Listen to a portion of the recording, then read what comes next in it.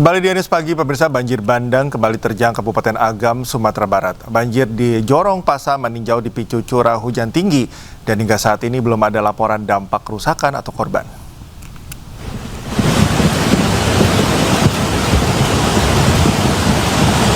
Arus air yang membesar terlihat menghanyutkan potongan kayu dan batu-batu berukuran besar.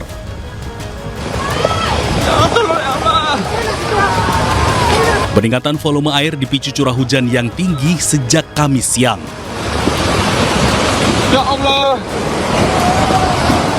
Aliran deras dari hulu membawa material berat menuju kawasan permukiman dan aliran sungai utama di Jorong Pasa, Maninjau, Kabupaten Agam, Sumatera Barat. Warga pun khawatir dengan curah hujan yang masih tinggi dapat mengakibatkan banjir bandang susulan. Petugas pun mengimbau warga agar tetap waspada, terutama yang memiliki tempat tinggal di sepanjang bantaran sungai dan daerah rawan galodo atau banjir bandang. Orangnya ada di dalam, ada. Bisa naik ke atas orangnya. Ratusan warga korban banjir bandang dan tanah longsor di daerah Pasilaweh, Lubuk Alung, Kabupaten Padang Pariaman, Sumatera Barat masih bertahan di tempat pengungsian. Pasalnya rumah mereka belum bisa ditempati karena masih kerap terjadi banjir dan longsor susulan.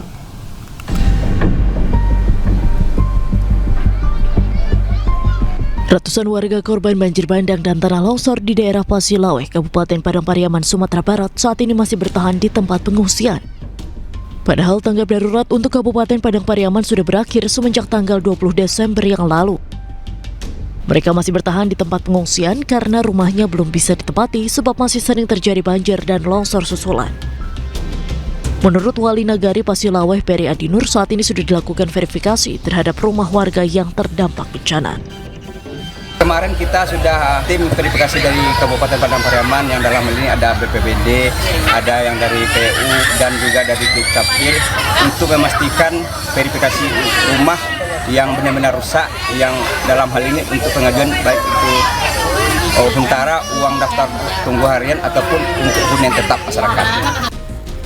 Saat ini warga masih menunggu kepastian dari pemerintah tentang pemindahan mereka ke hunian sementara atau ke lokasi lain dengan mendapatkan uang tunggu harian Rp600.000 per bulan selama 6 bulan. Dari Padang Pariaman, Sumatera Barat, Eka Gus Priadi, iNews melaporkan. Akses jalan utama Aceh Tenggara Gayo Lues sudah bisa dilewati pasca banjir bandang yang menerjang. Meski demikian, pengendara harus ekstra hati-hati saat menanjak. Beberapa mobil bahkan tak kuat menanjak akibat kondisi jalan yang belum sempurna.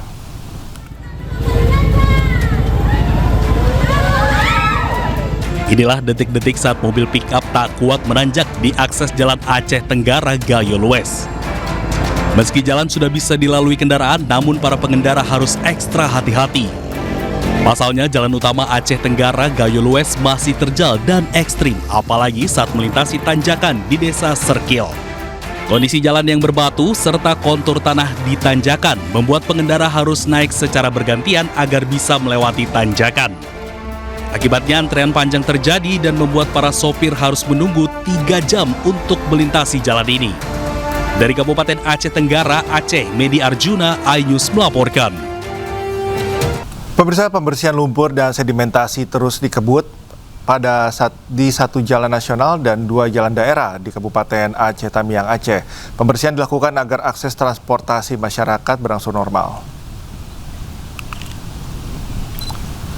Guna memastikan percepatan penanganan, Menteri Pekerjaan Umum Dodi Hanggodo meninjau langsung pembersihan jalan terdampak banjir bandang di Aceh Tamiang. Dodi meminta pekerjaan dilakukan selama 24 jam dengan pembagian waktu siang hari, pengangkatan lumpur di lorong warga, dan malam hingga subuh, yakni pembersihan di kawasan kota. Pembersihan jalan nasional dilakukan di ruas Kuala Simpang hingga batas Provinsi Sumatera Utara sepanjang kurang lebih 30 km. Untuk mendukung percepatan, Kementerian PU mengerahkan 22 unit alat berat dan 10 unit dump truck dengan target pembersihan rampung dalam 3 hingga 4 hari ke depan.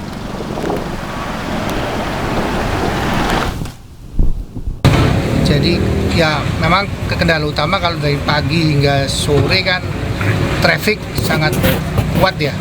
sehingga teman-teman masih kerjanya susah. Jadi saya minta, kita akan kerja 24 jam di situ untuk mengejar waktu. Jadi pagi sampai dengan sore teman-teman akan mengumpulkan lumpur-lumpur dari lorong-lorong kanan kiri. Jadi kan mungkin ada yang lihat ya, ada beberapa alat berat kita yang disampaikan lagi dulu, tapi itu masih kurang, kita akan tambah lagi alat beratnya ya, kita akan tambah lagi. Dari Medan, saya lagi minta tolong Kepala Balai. Ya, tunjukkan semangat gotong royong TNI AD dan warga memperbaiki jembatan gantung yang rusak di Aceh Tenggara, Aceh. Jembatan tersebut merupakan akses vital yang menghubungkan dua kecamatan.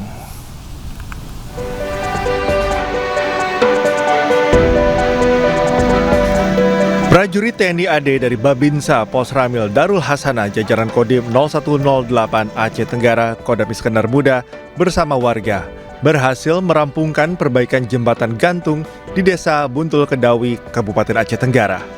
Jembatan ini merupakan akses vital yang menghubungkan Kecamatan Darul Hasanah dengan Kecamatan Ketambe. Sebelumnya, kondisi jembatan rusak dan mengganggu aktivitas warga. Perbaikan dilakukan secara bergotong royong, kolaborasi antara TNI AD dengan rakyat.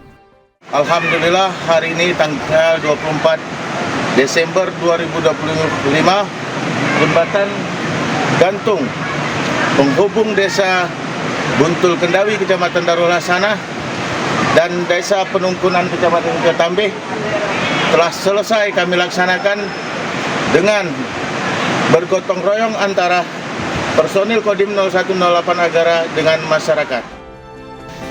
Kini jembatan bisa dilalui kendaraan roda 2 dan pejalan kaki. Upaya ini sebagai wujud nyata TNI hadir di tengah masyarakat. Percepat pemulihan pasca bencana Sumatera, Polri menerjunkan ratusan personel BRIMOB tambahan. Selain penambahan personel, Polri juga mengirimkan belasan alat berat.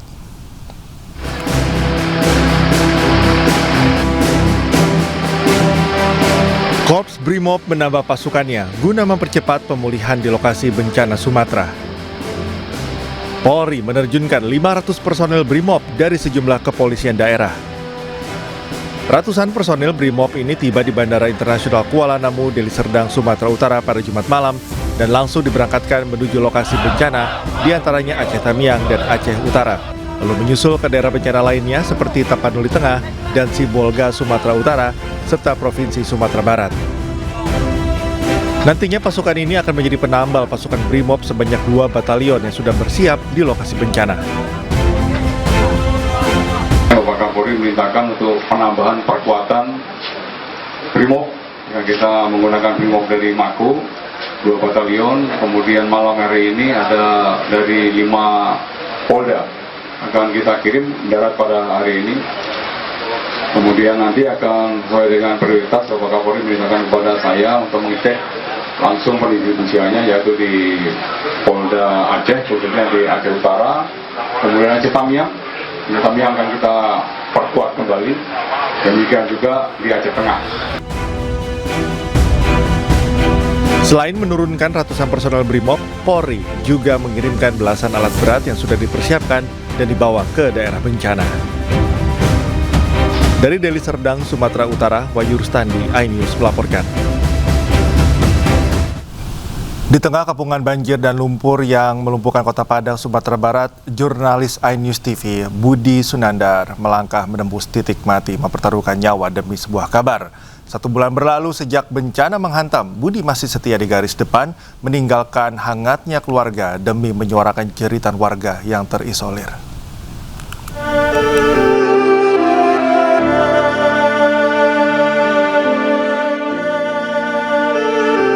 1 bulan sudah sejak bencana 25 November lalu, jurnalis iNews TV Budi Sunandar tak pernah berhenti mengayunkan langkah.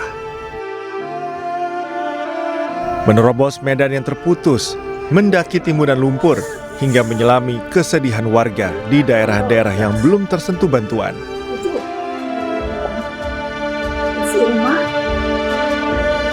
Baginya, kamera dan mikrofon bukan sekedar alat kerja, melainkan jembatan harapan bagi mereka yang terlupakan. Di balik tayangan yang kita saksikan, ada perjuangan melawan waktu.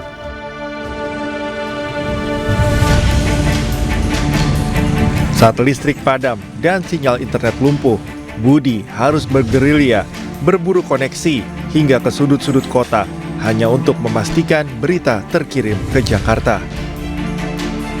Lelah itu nyata, namun kewajiban memberikan kebenaran jauh lebih besar dari rasa letihnya. Dari segi peralatan, musuh terbesar jurnalis di lokasi banjir adalah air dan kelembaban. Kamera saya sempat error karena terkena percikan hujan terus-menerus. Belum lagi sinyal yang hilang timbul, padahal kita dikejar deadline setiap jam. Ditambah lagi beban psikologis yang paling menyakitkan adalah saat ada warga yang mengira kami membawa bantuan logistik. Lalu mereka mendekat dengan harapan besar. Padahal kami hanya membawa kamera dan catatan. Rasanya bersalah sekali hanya bisa merekam kesedihan mereka tanpa bisa langsung memberi bantuan pangan. Namun ada satu kepuasan batin yang sulit dijelaskan.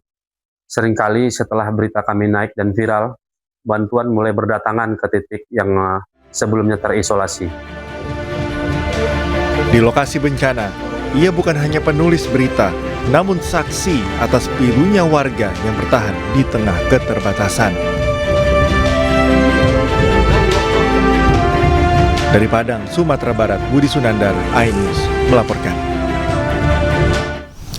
Pemirsa, bantuan logistik dan restorasi sanitasi disalurkan kepada warga terdampak banjir dan longsor di kawasan Lubuk, Minturun, dan Koto Panjang, Iklur Koto, Kecamatan Koto Tanga, Kota Padang, Sumatera Barat. Kegiatan penyaluran bantuan ini merupakan bagian dari program pengabdian kepada masyarakat yang didukung Kementerian Pendidikan Tinggi, Sains, dan Teknologi.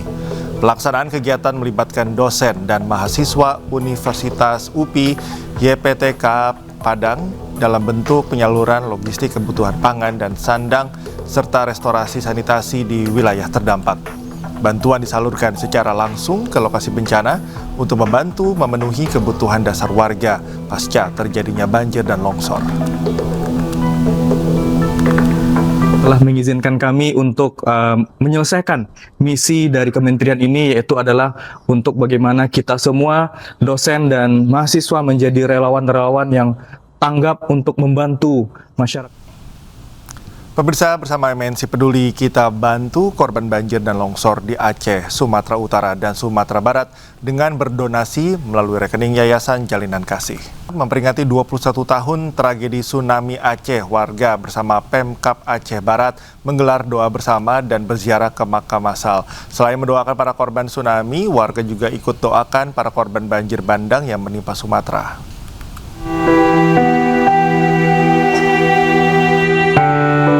Mengenang 21 tahun tragedi gempa dan tsunami Aceh, pemerintah Kabupaten Aceh Barat bersama warga berziarah dan memanjatkan doa di kuburan massal korban tsunami.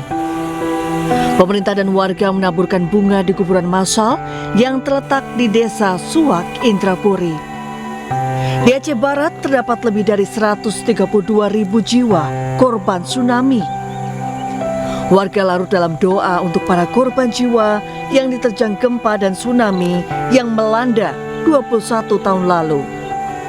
Keluarga korban tak kuasa menahan kesedihan mengenang anggota keluarganya yang hilang dihantam gelombang tsunami. Bupati Aceh Barat Tarmizi mengatakan, bencana gempa dan tsunami yang terjadi 21 tahun silam menjadi salah satu bentuk ikhtiar dan refleksi. Pemerintah Aceh Barat memperingati sebuah tsunami ke-21 tahun. Sekaligus hari ini doa bersama, zikir kepada saudara-saudara kita yang musibah, yang mengalami musibah korban banjir tahun 2025. Hari tsunami ini mengenang peristiwa tsunami sebagai refleksi. Selain ziarah ke kuburan massal, pemerintah setempat bersama warga juga menggelar tausiah agama dan menyantuni anak yatim. Dari Kabupaten Aceh Barat Aceh, Afsah, iNews melaporkan. Beralih ke informasi lain, pemirsa, pelaku teror bom 10 sekolah di Depok, Jawa Barat ditangkap polisi. Pelaku nekat beraksi karena kecewa lamarannya ditolak keluarga mantan kekasihnya.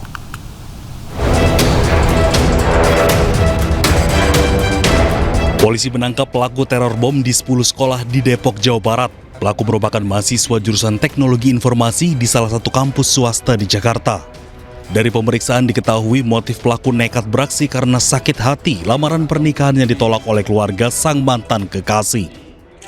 Tersangka merasa kecewa karena memang yang bersangkutan sempat berpacaran, yaitu saudara H dan saudari Kamila ini sempat berpacaran di tahun 2022, kalau tidak salah, ya 2022.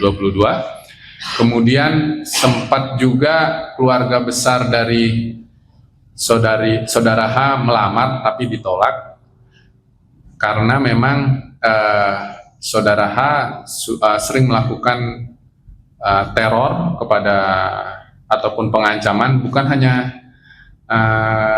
ke yang bersangkutan atau saudari kami bersangkutan, tapi sampai juga kita mendapatkan bukti bahwa menteror ke kampus tempat saudari Kamila berkuliah.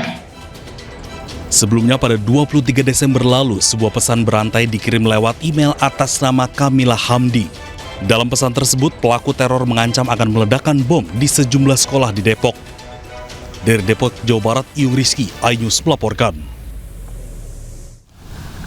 Sebelumnya pemirsa, 10 sekolah di kota Depok menerima pesan elektronik berisi ancaman bom. Tim dari Polres Metro Depok bersama Gegana menyisir sekolah yang menjadi sasaran pesan beruntun tersebut.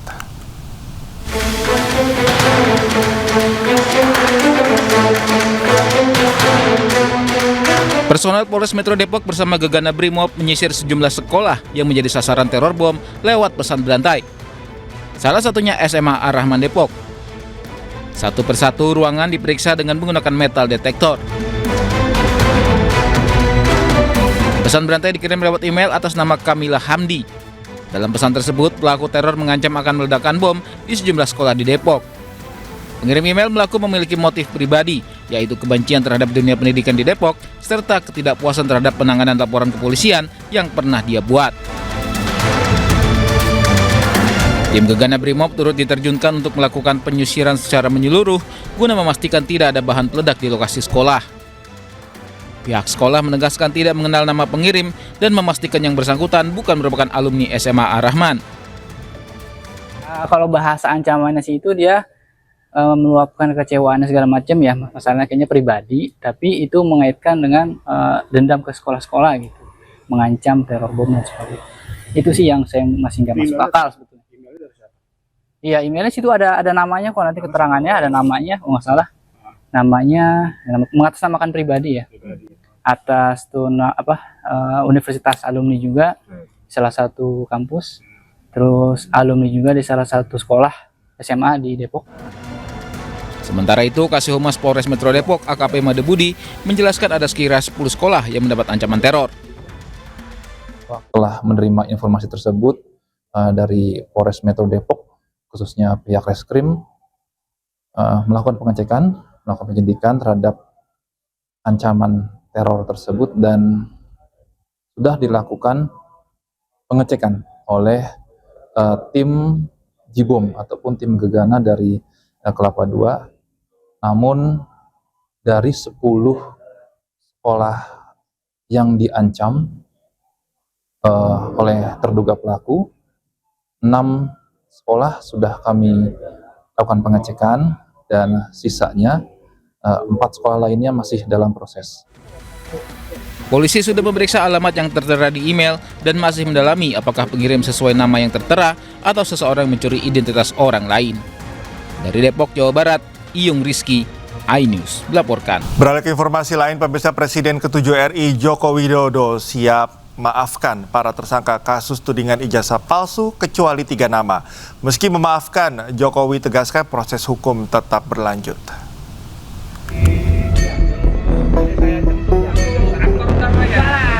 Di tengah kasus pencemaran nama baik terkait tudingan ijazah palsu yang menjerat Roy Suryo dan 7 tersangka lain, Presiden ke-7 RI Joko Widodo menyebut akan memaafkan para tersangka kecuali 3 nama. Meski memaafkan, Jokowi menegaskan bahwa proses hukum tetap akan berlanjut. Urusan memaafkan itu urusan pribadi. Urusan hukum ya urusan hukum.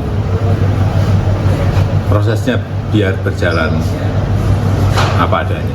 Ya. Sementara ketika ditanya terkait 3 nama yang akan ia maafkan, Jokowi enggan mengungkapkan.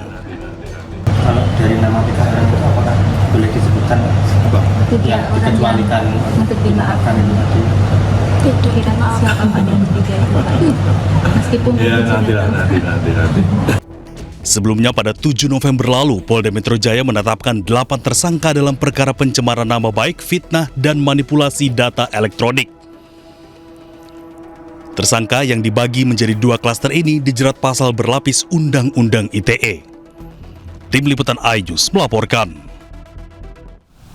Roy Suryo CS ajukan uji laboratorium forensik independen ijazah Joko Widodo. Mereka ajukan lembaga independen BRIN dan Universitas Indonesia sebagai pembanding hasil uji laboratorium forensik yang dilakukan polisi.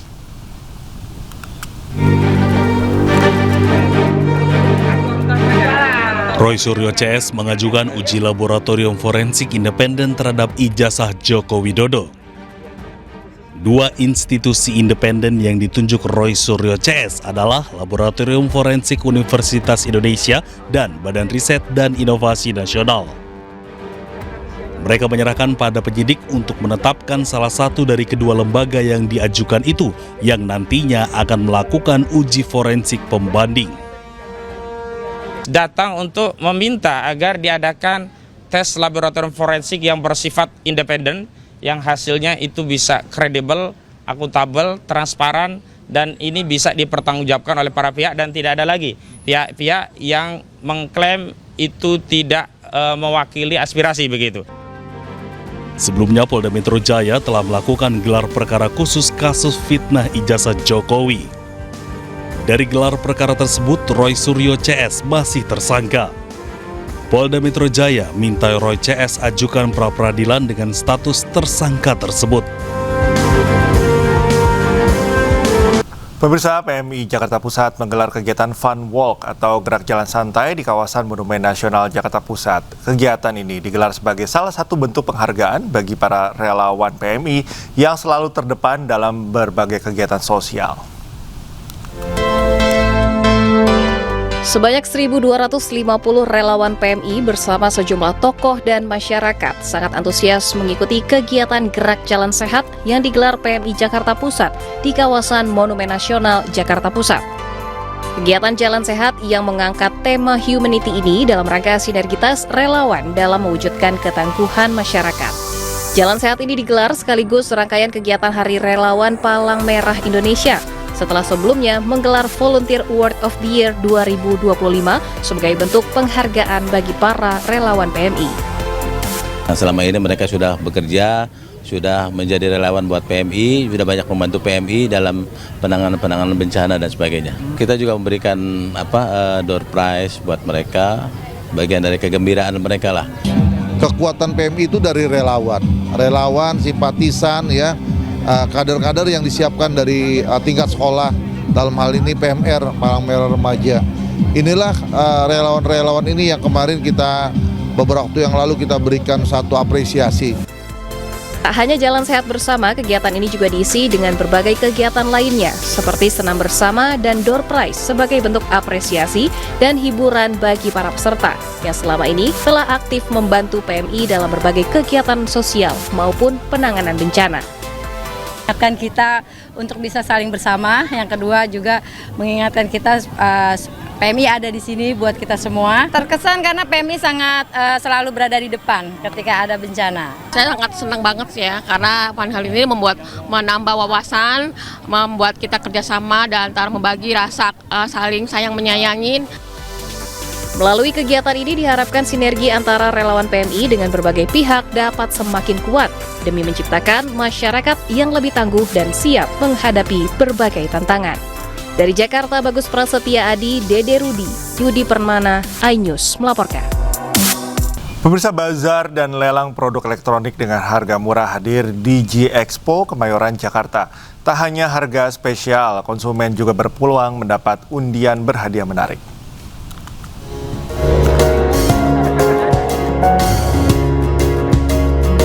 Electronic City hadir kembali di Big Bang Festival Jakarta 2025 di Hall A3 G-Expo Kemayoran. Berbagai produk elektronik ditawarkan dengan harga miring mulai dari aksesoris, gadget, small and big appliances, hingga televisi dengan potongan langsung hingga 2,4 juta rupiah, ekstra cashback 5%. Salah satu program unggulan yaitu Tangkap Hujan Rupiah. Pengunjung yang berbelanja minimal 5 juta rupiah akan mendapatkan 1 kupon undian. Undian digelar 2 sesi setiap hari dan pemenang berkesempatan mengambil uang sebanyak-banyaknya di kotak uang Electronic City. Tak hanya itu, ada pula pesta lelang produk elektronik. Lelang dimulai dari harga spesial dan terbuka untuk umum. Program flash sale juga menjadi daya tarik utama, digelar 2 kali setiap hari pada pukul 15 hingga pukul 19 waktu Indonesia Barat dengan durasi 15 hingga 30 menit dengan memindai QR Code saat bertransaksi di kasir khusus flash sale. Dari platform sih, dari TikTok gitu, kita lihat di sini ada promo kan, jadi banyak flash sale sama diskonan. Jadi kita kesini ya buat cari barang yang diskonan itu. Hari ini diskonnya gede banget gitu kan, karena kebetulan ini juga lagi ada Big Bang Fair kan, jadi harganya itu jauh lebih murah daripada kalau kita belinya langsung di toko gitu. Electronic City menjamin seluruh produk orisinil dengan garansi pengembalian 14 hari, gratis ongkir dan pemasangan, gratis asuransi, cicilan 0%, serta rewards member e-citizen. Dari Jakarta, Dias Triawan, Jaka Samsa, iNews melaporkan. Pemirsa, terima kasih Anda masih di iNews Pagi bersama saya Camar Haenda. Dan demikian tadi adalah berita pilihan dalam iNews Pagi hari ini. Kita akan ke informasi selanjutnya. Diduga akibat tabung gas bocor, sebuah rumah makan terbakar di Jalan R3 Kota Bogor, Jawa Barat, Jumat malam. Akibatnya 2 orang pegawai mengalami luka bakar. Di arah Sumarekon, Panduraya, Yan. Panduraya tuh mau ke arah Kebakaran hebat melanda sebuah rumah makan di Kota Bogor, Jawa Barat pada Jumat malam hingga nyaris merembet ke bangunan lainnya. Kirim dari arah Sukasari mungkin ada. Warga panik lantaran kobaran api diwarnai letupan gas. Akibatnya, 2 orang pegawai menderita luka di bagian tangan dan kepala usai terkena semburan api.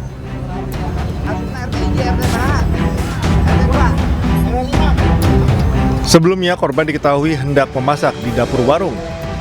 Naas, percikan api kompor langsung menyembur dan mengenai dinding warung yang terbuat dari kayu. Api padam usai 5 mobil damkar diterjunkan ke lokasi. Diduga pemicu kebakaran akibat regulator tabung gas mengalami kebocoran.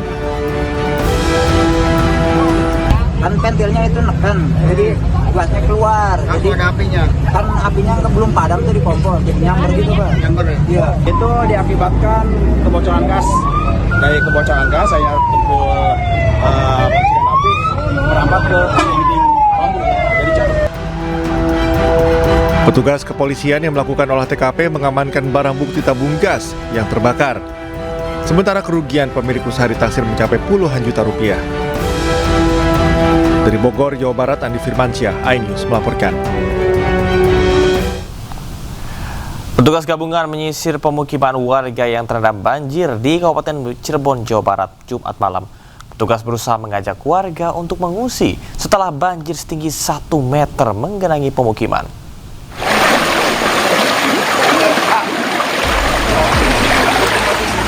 Banjir merendam beberapa desa di 3 kecamatan di Kabupaten Cirebon, Jawa Barat. Petugas TNI, BPBD, Brimob Batalion C Polda Jawa Barat menyisir permukiman warga di Desa Gamel, Kecamatan Pleret, Kabupaten Cirebon, Jumat malam. Petugas berupaya menawarkan evakuasi kepada para warga yang bertahan di rumah yang terendam banjir. Namun, sebagian warga memilih bertahan dengan harapan banjir segera surut. Banjir kali ini disebabkan intensitas hujan yang tinggi hingga membuat banyak sungai meluap. Itu kondisinya dari curah hujan yang cukup tinggi. Dan curah tinggi, sungainya ini mungkin terlalu penuh ya. Jadi dan hujannya tuh merata gitu kan. Ada faktor penyebab kiriman dari hulu nggak kan? Kalau penyebab dari hulunya minim ya untuk hari ini. Untuk hari ini itu tidak seperti hari kemarin. Sejumlah warga berinisiatif meninggalkan desanya yang terendam banjir setinggi lebih dari 1 meter akibat luapan Sungai Gamal. Dari Cirebon, Jawa Barat, Tois Iskandar, iNews melaporkan. Hujan deras yang terjadi sejak Jumat siang membuat Jalan Pantura Mangkang, Semarang, Jawa Tengah terendam banjir. Arus lalu lintas pun terganggu akibat banjir ini.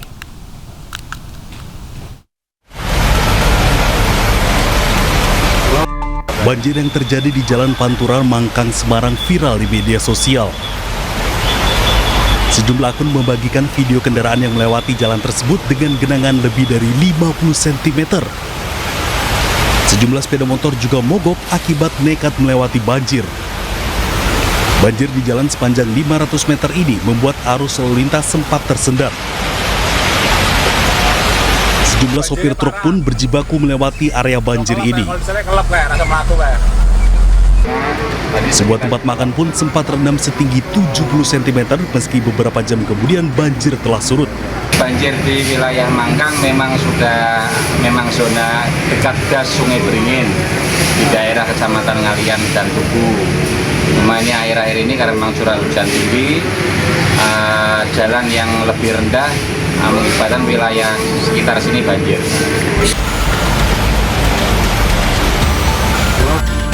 Banjir di kawasan ini memang kerap terjadi tiap kali curah hujan tinggi. Apalagi wilayah ini merupakan cekungan dan lebih rendah dari sisi lainnya.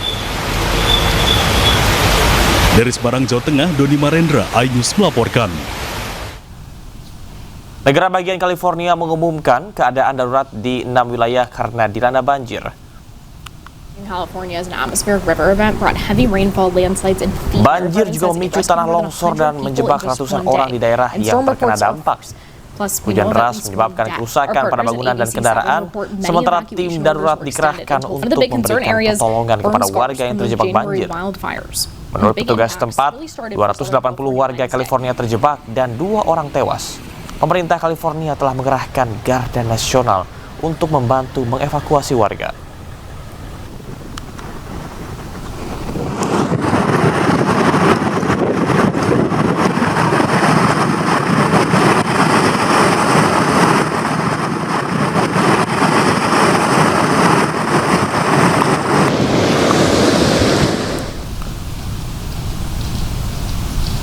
Devastating as an atmospheric river event brought heavy rainfall, landslides, and feet. Fire department says it rescued more. Jasad 25 anggota keluarga Al-Astal dimakamkan di Khan Yunis, jalur Gaza, Palestina.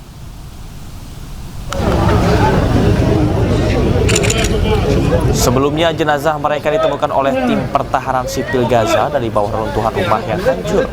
Di antara jenazah yang ditemukan terdapat jenazah jurnalis Heba Al-Abadla dan juga ibunya yang telah terjebak di bawah runtuhan selama lebih dari 2 tahun.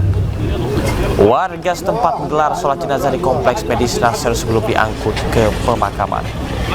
8 Oktober 2024 lalu, media di Gaza melaporkan bahwa beberapa jurnalis termasuk Heba Al-Abadla, Salam Mima, dan Ayat Kodoura telah dibunuh Israel. Pada 10 Oktober 2025, Hamas dan Israel mencapai kesepakatan gencatan senjata. Sejak saat itu, tim pertahanan sipil Gaza terus melakukan operasi untuk menemukan jenazah warga yang tewas selama genosida.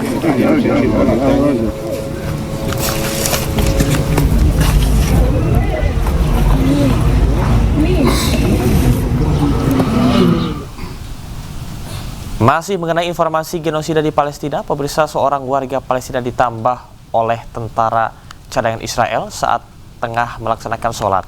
Hal ini menunjukkan kekerasan terhadap warga Palestina yang masih terus terjadi.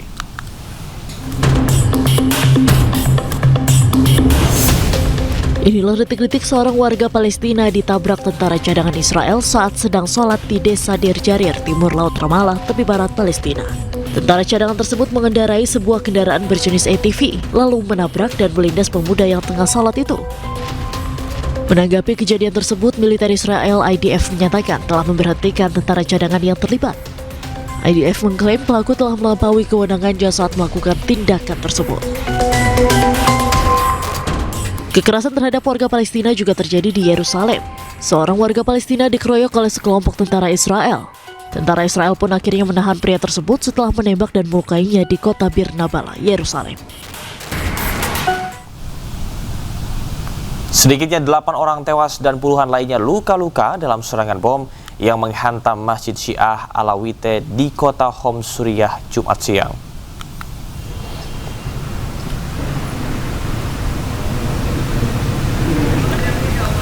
Serangan bom ini membuat kerusakan parah di dalam Masjid Imam Ali bin Abi Thalib yang berada di kota Homs Suriah.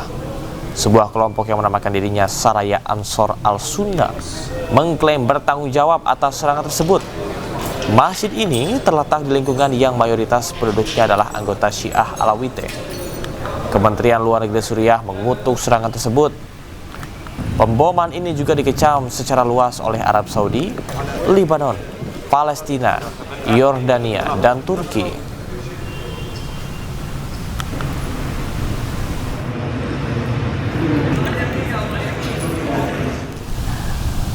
Ledakan bom terjadi di sebuah masjid di Nigeria. 5 orang tewas, 30 lainnya luka-luka.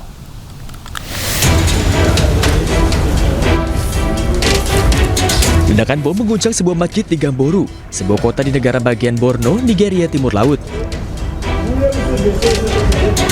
5 orang tewas dan 30 orang lainnya luka-luka, serta menyebabkan penutupan pasar di sekitarnya. Kerusakan terlihat pada interior masjid Gamboru dengan sejadah dan sepatu berserakan di luar. Sementara warga setempat memblokir sebagian jalan di dekat lokasi kejadian. Saksi mata mengatakan ledakan terjadi saat orang-orang sedang bersiap untuk sholat. Suara keras diikuti debu yang bertebaran membuat orang yang berada di lokasi berlari menyelamatkan diri. Menurut laporan, belum ada kelompok yang mengaku bertanggung jawab atas serangan tersebut. Tapi sebelumnya, para militan telah menargetkan masjid dan tempat-tempat ramai dengan serangan bunuh diri dan bom rakitan. Terlibur akhir pekan Natal dan Tahun Baru, arus lalu lintas di Simpang Gadok menuju kawasan wisata Puncak Cisarua mengalami kemacetan panjang. Petugas pun melakukan rekayasa lalu lintas satu arah. Antrian panjang kendaraan juga terjadi di Simpang Gadok exit tol Ciawi menuju kawasan wisata Puncak Bogor. Antrian yang terjadi di sepanjang jalur puncak disebabkan oleh peningkatan volume kendaraan seiring libur akhir pekan yang dibarengi dengan libur Natal serta Tahun Baru. Berdasarkan data yang diperoleh dari Jasa Marga, sekitar 26.000 kendaraan masuk atau naik ke kawasan puncak. Sementara untuk arah sebaliknya sekitar 23.000 kendaraan.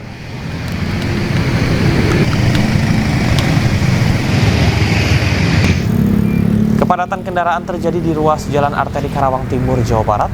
Meski padat, laju kendaraan masih dapat bergerak stabil tanpa antrean panjang.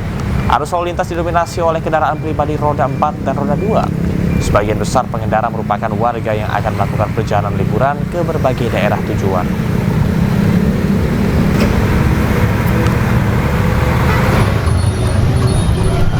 Kepadatan arus lalu lintas juga terjadi di Jalan Malioboro, didominasi oleh kendaraan bermotor, angkutan umum, dan andong.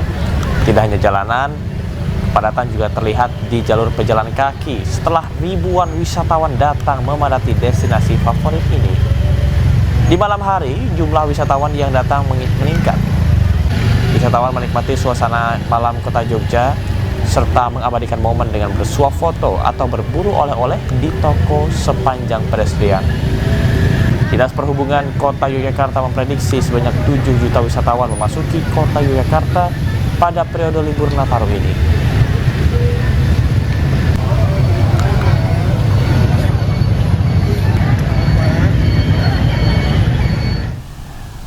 Pemirsa, destinasi wisata di Kabupaten Gunung Kidul kembali bertambah meriah. Sebuah restoran berkonsep alam dan modern bernama On The Rock hadir di sekitar Pantai Drini.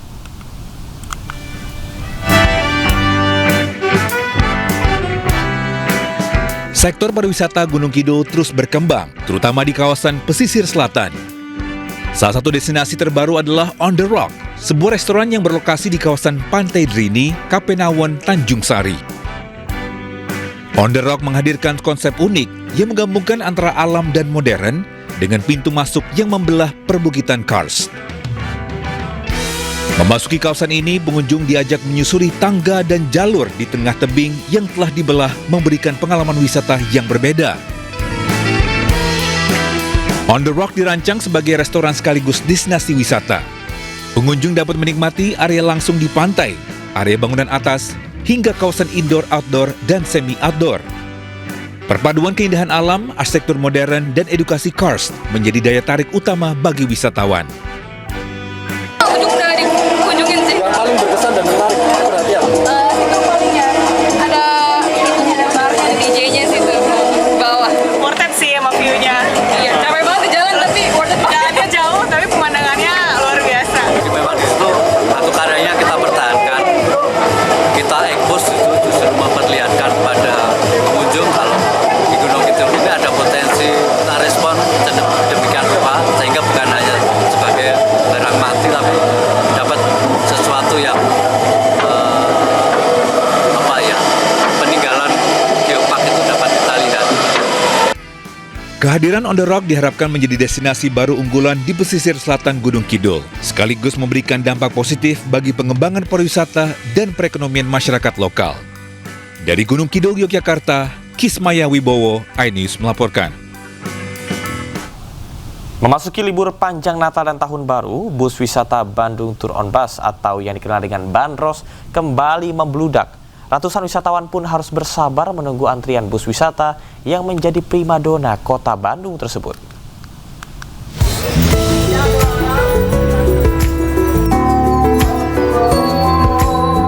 Bus wisata Bandros Bandung Tour on Bus masih jadi ikon wisata kota Bandung yang tak pernah sepi di saat liburan. Ratusan wisatawan mulai dari anak hingga lansia memadati shelter Bandros di kawasan Taman Alun-Alun, Jalan Dalem Kaum. Bahkan mereka rela antri berjam-jam hanya untuk bisa berkeliling menggunakan bus wisata sambil melihat tempat bersejarah di kota Bandung. Tidak hanya warga Bandung Raya dan sekitarnya, tidak sedikit wisatawan dari luar daerah yang sengaja datang berlibur untuk bisa naik bus unik yang satu ini. Pengen tahu sejarah kota Bandung sambil keliling-keliling, gak usah capek, terus pengen duduk aja gitu sambil nyantai. Udah nunggu berapa lama? Kayaknya kurang lebih mau sejam. Kenapa? Karena di TikTok kayak kelihatannya seru gitu, kayak muter-muter Bandung juga. Ini pengalaman pertama kalinya? Iya, pertama. Barusan nunggu berapa lama? Kalau tadi sih kita baru nunggu 15 menit sih. Udah tahu bagiannya kapan? Enggak tahu. Nah. Ini sini bareng siapa aja? Aku bareng temen aja. Oh, bela-belain ya? Dinas Perhubungan Kota Bandung sendiri menyediakan 6 unit armada wisata Bandros, di mana setiap harinya dibatasi untuk 500 wisatawan. Namun tidak menutup kemungkinan disediakan armada tambahan jika pengunjung terus membludak. Bus dengan kapasitas 25 orang ini beroperasi setiap hari mulai pukul 8 pagi hingga pukul 4 sore. Dari Bandung, Jawa Barat, Billy Mulana Vingkran, iNews melaporkan. Pemirsa, Pulau Dewata Bali juga tak kalah ramai diserbu oleh wisatawan. Salah satunya adalah di objek wisata hutan lindung suci Monkey Forest Ubud Bali yang dipadati wisatawan lokal dan mancanegara.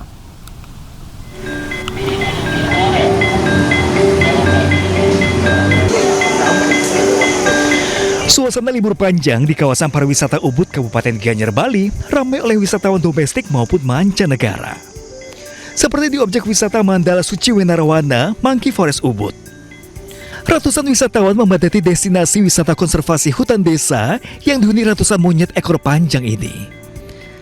Selama libur panjang, kunjungan wisatawan ke Monkey Forest Ubud mengalami peningkatan signifikan. Rata-rata setiap harinya, objek wisata ini dikunjungi 2.000 wisatawan. Ragam aktivitas dapat dilakukan hingga yang terbaru yaitu Monkey Moment, di mana wisatawan dapat bersuah foto langsung dengan satwa secara aman di bawah pengawasan petugas. Di tahun ini kami launching adanya bagaimana tamu bisa berinteraksi dengan monyet dengan aman. Jadi kita sebutnya Monkey Moment, yang cukup viral itu ada monkey selfie. Jadi tamu bisa berfoto dengan monyet, bisa mangku monyet, dan nikah dengan supervisi ketat dari tim kami. Kunjungan wisatawan ke objek wisata Monkey Forest Ubud diperkirakan masih akan terus meningkat hingga puncak liburan dan awal bulan Januari 2026 mendatang. Dari Gianyar, Bali, Ketut Catur Kusumaningrat, iNews melaporkan. Pemirsa, mengisi liburan sekolah terdapat sebuah wahana bermain anak yang penuh petualangan yang bernuansa luar angkasa di kota wisata Kabupaten Bogor. Di sini anak-anak bisa menjelajahi dunia imajinasi dengan konsep yang mengasyikan.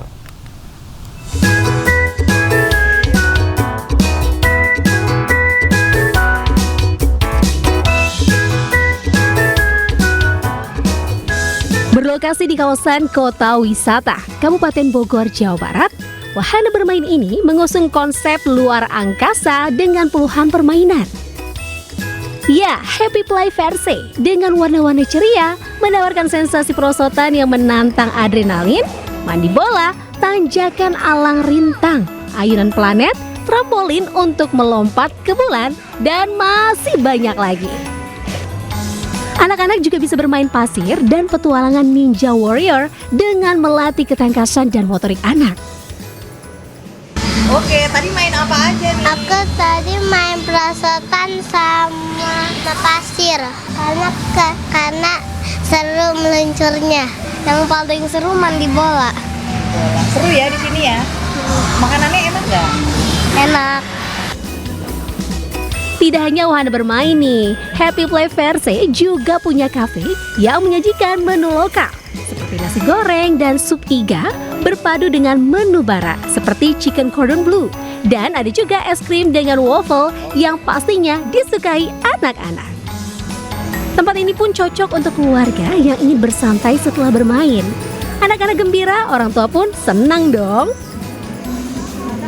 Di sini tuh kita memang temanya Navy ya, karena ruang angkasa kan. Di sini kita juga banyak permainannya. Ada Ninja Warrior, ada hang lintang, terus ada trampolin, ada triple slide. Terus di sini juga bukan cuma untuk bermain, tapi untuk makan-makan juga.